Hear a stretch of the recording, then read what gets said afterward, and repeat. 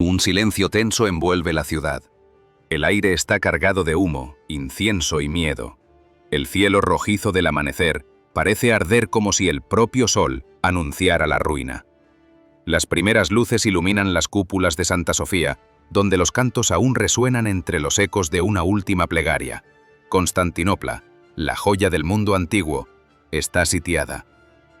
Afuera, un ejército inmenso espera para borrar de la historia lo que queda del Imperio Romano de Oriente. Es el 29 de mayo del año 1453, el día en que Roma muere por segunda vez. Desde lo alto de las murallas, el emperador Constantino XI Paleólogo observa el amanecer. Sus ojos, cansados y firmes, reflejan la luz del fuego que arde más allá de las murallas.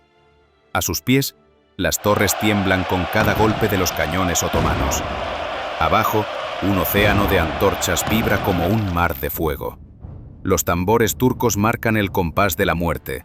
Cada golpe retumba en el pecho de los defensores.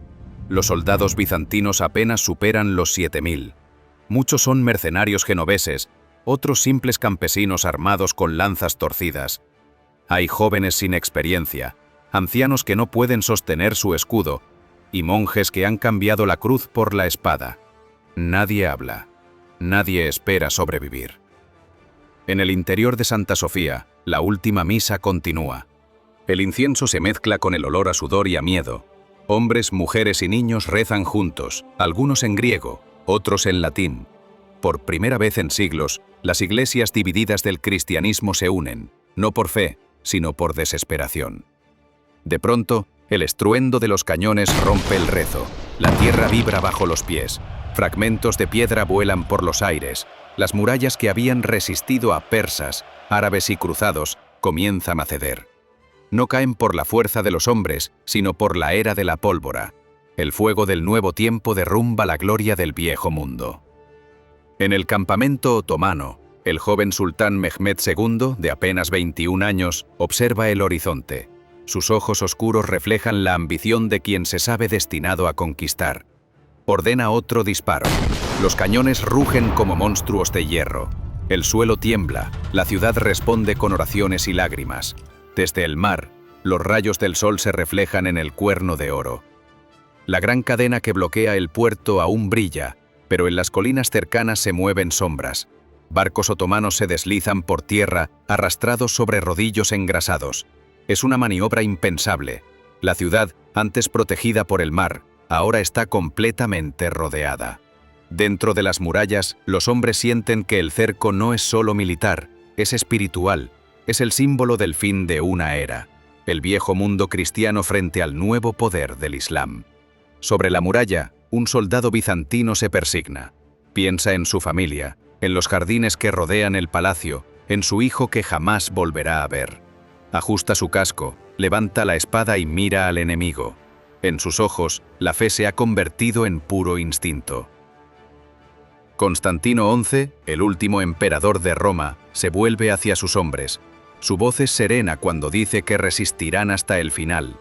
Sabe que no habrá refuerzos. Sabe que Occidente ha cerrado los ojos. El viento trae el olor del mar mezclado con el del hierro caliente. El rumor del miedo recorre las calles. Las campanas tocan por última vez. Los niños lloran. Los monjes cantan. El cielo, teñido de rojo, parece inclinarse sobre las cúpulas. La ciudad entera contiene la respiración. Constantinopla, la invencible, está al borde del abismo. Por más de 1000 años fue el corazón del mundo. Ese día, ese corazón, comenzó a dejar de latir.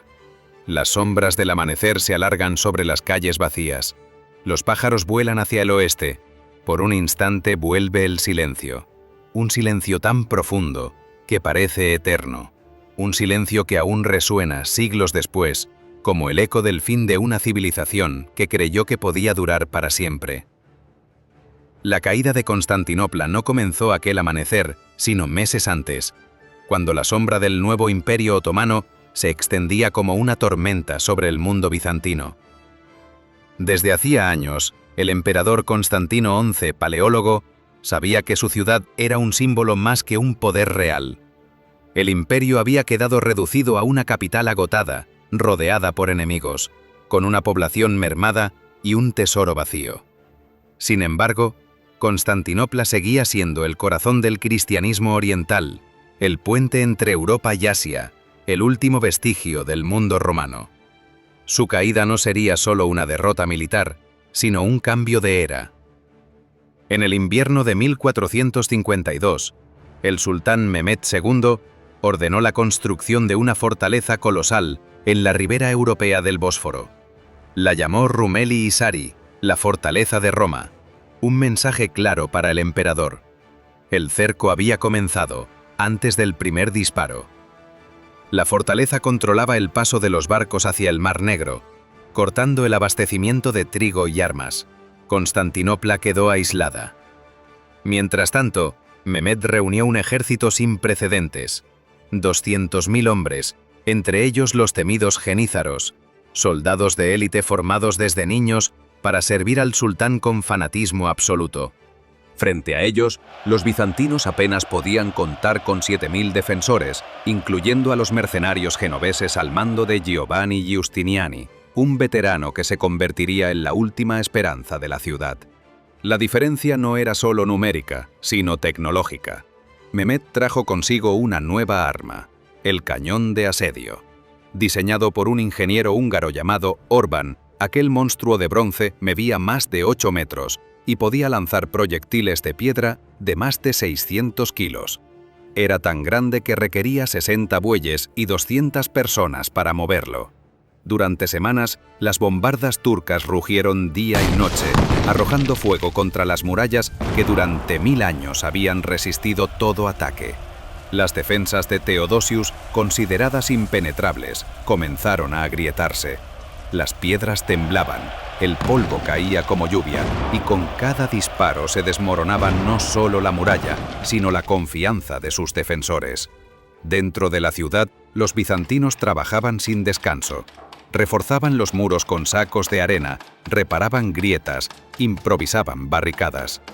Los monjes forjaban proyectiles en los monasterios, las mujeres llevaban agua y piedras a los puestos de defensa.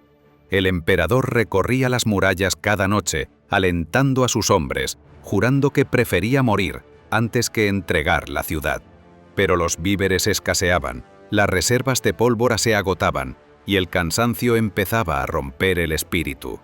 En las calles, el miedo se mezclaba con la fe. Las procesiones pedían la protección divina, mientras los cañones seguían tronando. Los ecos de los disparos se confundían con los rezos. Por mar, la situación no era mejor. Constantinopla confiaba en su gran cadena, una barrera de hierro tendida sobre el Cuerno de Oro para impedir el paso de la flota enemiga. Pero Mehmed demostró una inteligencia implacable. Ordenó trasladar sus barcos por tierra sobre rodillos de madera lubricados con grasa de animal. En una sola noche, 80 naves otomanas cruzaron las colinas y reaparecieron al otro lado del puerto, detrás de la cadena.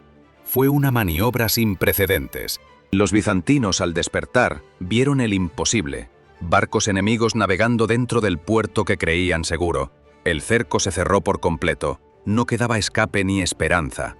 El sonido de los cañones se volvió parte del aire. Las murallas que habían resistido a persas, árabes y cruzados se desmoronaban bajo la furia del hierro. Mehmed ordenó ataques constantes para debilitar a los defensores, alternando asaltos con bombardeos. Los genízaros avanzaban en oleadas, gritando oraciones de guerra, mientras las catapultas lanzaban fuego griego hacia la ciudad. Los bizantinos respondían con aceite hirviendo, flechas y desesperación. Cada día era un infierno nuevo. Las noches, una sucesión de oraciones interrumpidas por explosiones. Constantinopla resistía, pero sus muros sangraban. Mientras el sultán calculaba cada paso con precisión militar, el emperador buscaba ayuda en el occidente cristiano. Envió mensajes a Roma, Venecia y Génova, implorando refuerzos. Prometió la unión de las iglesias, el sometimiento al papa, cualquier cosa a cambio de auxilio. Pero Europa, dividida por sus propios intereses, respondió con silencio o indiferencia. Solo unos pocos barcos genoveses lograron romper el bloqueo, trayendo provisiones y un puñado de hombres. Fue una ayuda valiente, pero insuficiente. La suerte de la ciudad ya estaba escrita. A finales de mayo, la brecha en la muralla se hizo irreparable. Los cañones abrían un hueco más grande con cada disparo. El suelo temblaba, los muros temblaban y también la fe. En las calles el humo cubría el cielo. Santa Sofía seguía iluminada por cientos de velas. La gente se abrazaba, algunos lloraban, otros cantaban. Era el último respiro del imperio. Afuera Mehmed observaba desde su tienda. Su mirada no era de odio, sino de determinación. Sabía que lo que estaba a punto de caer no era solo una ciudad, sino una era entera. La pólvora, la organización militar, la economía de un imperio joven y ambicioso estaban por reemplazar al mundo antiguo que aún creía en milagros. La noche del 28 de mayo, las trompetas callaron. Por unas horas el silencio pareció volver a la tierra. Los bizantinos sabían lo que significaba. El amanecer siguiente sería el final. Constantino XI reunió a sus oficiales en el Palacio Imperial. Les habló de honor, de fe, de historia. Dijo que cada uno debía luchar como si fuera el último día del mundo. Y lo fue. Mientras los hombres regresaban a sus puestos, los cañones se preparaban para el disparo decisivo. En ese instante, la historia antigua se encontraba con la moderna. La ciudad que había sido el faro de Europa estaba a punto de extinguir su luz. La noche del 28 de mayo cayó sobre Constantinopla como un manto de despedida. El aire era espeso, saturado por el olor de la pólvora y del miedo. En las calles, las antorchas titilaban sobre los rostros agotados de hombres y mujeres que ya no rezaban por la victoria, sino por una muerte digna. En Santa Sofía, los cantos continuaban. La multitud llenaba la catedral buscando refugio en la fe. Griegos y latinos, enemigos durante siglos, se arrodillaban juntos. Por primera vez en generaciones, el cristianismo oriental y occidental compartían el mismo altar, la misma desesperación. Aquella unidad forzada por el fin era el último milagro de la ciudad que alguna vez había sido eterna. El emperador Constantino XI, paleólogo, se levantó antes del amanecer. Llevaba una armadura de hierro bruñido, sencilla, sin ornamentos imperiales. No buscaba parecer un monarca, sino un soldado más. Reunió a sus generales, a los nobles, a los capitanes genoveses que aún permanecían en sus puestos. Les habló con serenidad. Les dijo que el enemigo los superaba en número, pero no en espíritu. Que la historia recordaría su valor, no su derrota. Pidió perdón a quienes había ofendido y los abrazó uno por uno. Luego, montó a caballo y recorrió las murallas por última vez. Los soldados, al verlo pasar, callaron. Nadie gritó, nadie aclamó. Lo miraron como se mira a un hombre que camina hacia su destino. Constantino lo sabía, moriría como emperador o viviría como esclavo. Y eligió su muerte. Cuando el sol comenzó a elevarse, Mehmed II dio la orden. Un sonido profundo, casi animal, recorrió el campamento opatano.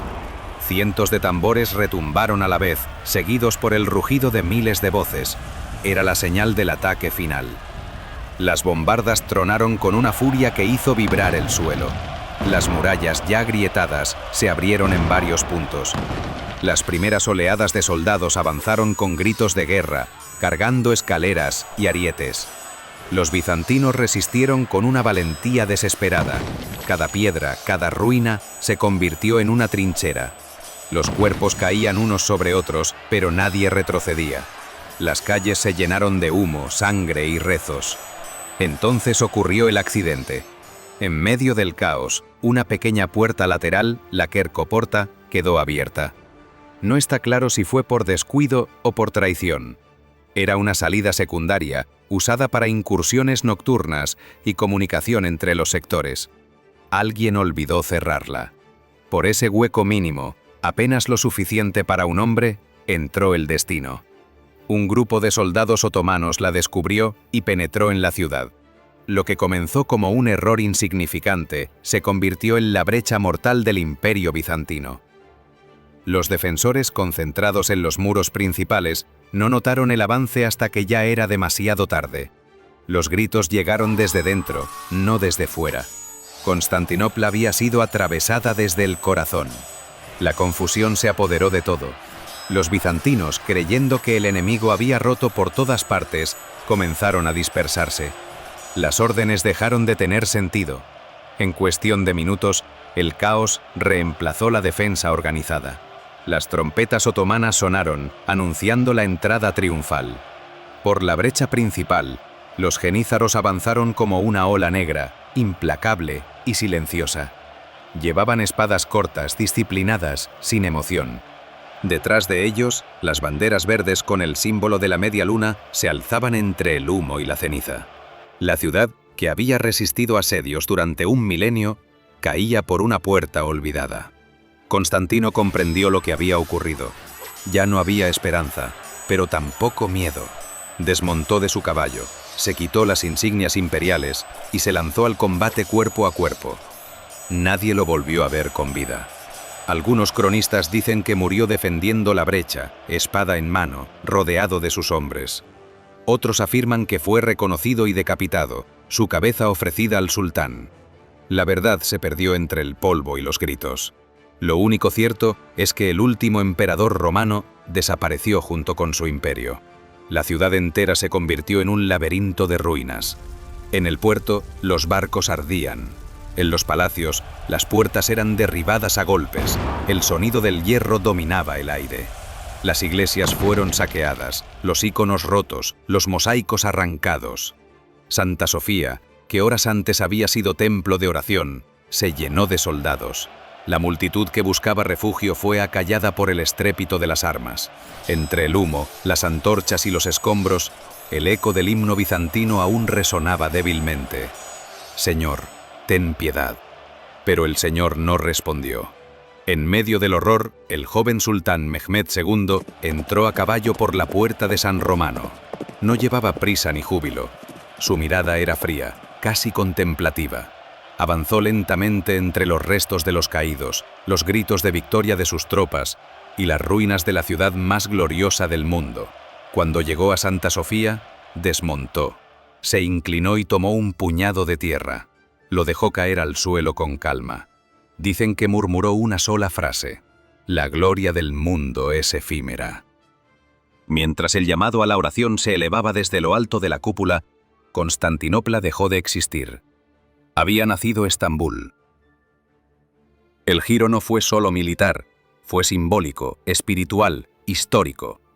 El viejo mundo, representado por la cruz dorada que coronaba la cúpula, se hundía ante la media luna. La historia había cambiado de eje. Lo que comenzó con una puerta abierta, terminó con el fin de una civilización milenaria. En el eco de esa brecha, en ese descuido diminuto que alteró el curso del planeta, nació la modernidad. La caída no fue solo de una ciudad, sino de una era que creyó que las murallas podían detener el tiempo. Cuando el humo comenzó a disiparse, el silencio cayó sobre la ciudad como un sudario. Constantinopla había dejado de existir. Las calles estaban cubiertas de cuerpos, las fuentes teñidas de rojo, los templos convertidos en ruinas. Los supervivientes vagaban aturdidos, incapaces de comprender que el corazón de su mundo había dejado de latir. El sonido de las oraciones cristianas fue reemplazado por el llamado del muecín, que se elevó por primera vez desde lo alto de Santa Sofía. En pocas horas, la catedral más grandiosa del cristianismo oriental se transformó en una mezquita. Donde antes resonaban himnos bizantinos, ahora se oían versos del Corán. Las lágrimas de los fieles se mezclaban con el polvo del derrumbe. Los otomanos la reconstruyeron levantando mezquitas, palacios, mercados y escuelas. La ciudad renació, pero su alma nunca volvió a ser la misma. La caída tuvo consecuencias que se extendieron mucho más allá de sus muros derrumbados. Con Constantinopla en manos otomanas, las rutas comerciales entre Europa y Asia quedaron interrumpidas. Los mercaderes venecianos y genoveses, que durante siglos habían prosperado gracias al comercio oriental, se vieron obligados a buscar nuevas rutas. El cierre de las puertas de Oriente fue el impulso que llevó a los reinos europeos a mirar hacia el oeste. Portugal navegó hacia África y bordeó el Cabo de Buena Esperanza. España envió expediciones hacia el Atlántico, hasta que un navegante genovés llamado Cristóbal Colón creyó encontrar una nueva ruta hacia las Indias. Así, del colapso de un imperio, nació el descubrimiento de otro mundo. En el ámbito cultural, la caída de Constantinopla tuvo un efecto inesperado. Muchos eruditos griegos, huyendo de la invasión, cruzaron el mar Egeo y se refugiaron en Italia. Llevaban consigo los manuscritos antiguos de Platón, Aristóteles, Euclides y Heródoto. Obras que habían estado olvidadas durante siglos volvieron a circular entre los estudiosos del Renacimiento. En Florencia, en Roma, en Venecia, el pensamiento clásico revivió con fuerza. La ciencia, la filosofía y el arte renacieron de las cenizas de Bizancio. El humanismo, el redescubrimiento del hombre como medida de todas las cosas, surgió gracias a aquel éxodo silencioso de sabios y textos. Paradójicamente, la destrucción de una civilización encendió la chispa del renacimiento europeo. Desde el punto de vista militar, la caída marcó el final de las fortificaciones medievales y el nacimiento de la guerra moderna. Las murallas de Constantinopla, que durante siglos habían sido consideradas impenetrables, demostraron su vulnerabilidad ante el poder de la pólvora. A partir de ese día, ningún castillo, ninguna ciudad, ninguna muralla volvió a ser invencible. Los reinos de Europa comprendieron que la era del hierro y de la piedra había terminado. Las bombardas, los cañones y la artillería pesada se convirtieron en los nuevos símbolos del poder. Las estrategias cambiaron, las batallas se transformaron, y con ellas, la política del continente entero. Pero más allá de la economía, la ciencia o la guerra, el impacto fue también espiritual. Para el cristianismo, la pérdida de Constantinopla fue una herida profunda. Durante siglos, la ciudad había sido considerada la segunda Roma, el bastión de la fe ortodoxa. Su caída fue interpretada como un castigo divino, una señal de que Dios había retirado su favor a los reinos cristianos. En cambio, para el Islam, la conquista fue vista como una victoria sagrada, el cumplimiento de una profecía que anunciaba que la gran ciudad de los Césares caería en manos de los creyentes. A partir de entonces, el Imperio Otomano se consolidó como el poder más grande del mundo islámico, y Estambul se convirtió en su joya, el símbolo de una nueva civilización que dominaría 3 continentes. En el interior de Europa, la caída de Constantinopla generó miedo y asombro. Los cronistas describían al sultán Mehmed como un nuevo Alejandro, un conquistador destinado a expandir su dominio sin límites. Los reyes cristianos comenzaron a organizar alianzas defensivas, temiendo que el poder otomano avanzara hacia el corazón del continente. Sin embargo, en medio del temor también surgió la admiración. Los embajadores que visitaron la nueva Estambul quedaron maravillados por su grandeza, su riqueza y su orden. La ciudad se convirtió en un centro de intercambio cultural donde comerciantes, científicos y arquitectos de distintas religiones convivieron bajo el mando de un gobernante pragmático que entendía que el poder se sostenía tanto por la espada como por el conocimiento. En los años siguientes, el mundo se reconfiguró. Los mapas se redibujaron. Las potencias del Mediterráneo perdieron su centralidad. Las riquezas comenzaron a fluir desde el Atlántico. El espíritu de exploración, la ciencia náutica, la cartografía y la ambición económica europea se alimentaron de aquella catástrofe. Lo que había sido una tragedia para el mundo bizantino se convirtió en el punto de partida de la expansión global de Occidente. Sin saberlo, Mehmed II había inaugurado una nueva era, la del mundo moderno. Aún así, entre las ruinas y los ecos del desastre, algo permaneció. Las piedras de Santa Sofía, los mosaicos rotos, los nombres olvidados de los héroes que murieron en las murallas, siguieron hablando a través de los siglos. Constantinopla no desapareció. Cambió de rostro, de idioma y de fe. Pero su espíritu de puente entre Oriente y Occidente sobrevivió. El polvo de sus calles se convirtió en cimiento de nuevas civilizaciones. Su caída enseñó al mundo una lección eterna. Ningún poder es eterno, ninguna muralla indestructible, ninguna fe invencible ante el paso del tiempo. En aquel amanecer, no solo cayó una ciudad, sino una visión del mundo. El fin de Constantinopla marcó la muerte de la Edad Media y el nacimiento de la modernidad. Las llamas que consumieron sus murallas iluminaron el camino hacia un nuevo futuro. Y mientras el sol se alzaba sobre las cúpulas recién coronadas por la media luna, la humanidad, sin saberlo, daba su primer paso hacia la era que aún habita. El sol cayó lentamente sobre la nueva Estambul, tiñendo las cúpulas de oro y las torres minaretes con un resplandor rojo, como si el cielo aún llorara por la ciudad que fue. El aire estaba en calma, pero no había silencio. Los sonidos del mercado, los rezos de los imanes y el golpeteo de los martillos reconstruyendo las murallas se entrelazaban en una melodía que anunciaba el comienzo de algo nuevo. Constantinopla había muerto, pero su espíritu no se había extinguido.